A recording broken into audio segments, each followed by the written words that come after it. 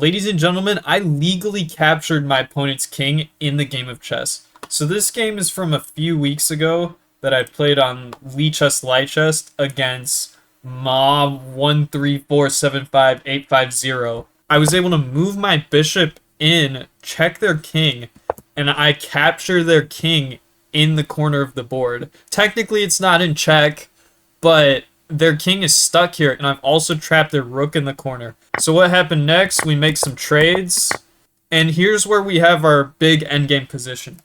So what's important to realize out of here is it seems like my opponent has a big advantage. Okay, +3 in the endgame. But let's look at the board position, because position matters as well as material. So in the corner, yes, my opponent has a rook, but the rook can't do anything in the corner of the board. It's stuck there, along with their king. So really, we have to reevaluate this position because all of these pieces in the corner aren't doing anything. They're all stuck because technically I can move my piece, but if I move my bishop, then they're able to free up their pieces. So I don't want them to have their pieces freed up.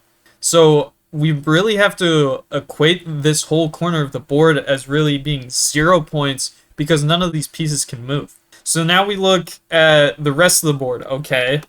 So we have bishop for bishop, but they still have an extra pawn over me, and their pawn isn't doubled.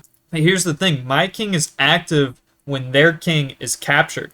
My king is able to aid this attack, which is why the computer, once I load it up here, is actually giving black a -3 advantage here. The next thing I knew I needed to do is I needed to simplify this endgame since I have my king and I'm winning. But I made a crucial mistake here because I thought that if we traded the bishops, I would just be able to simply move my pawn up and that would be it. Okay, the bishops are gone. There's nothing else to attack the pawn.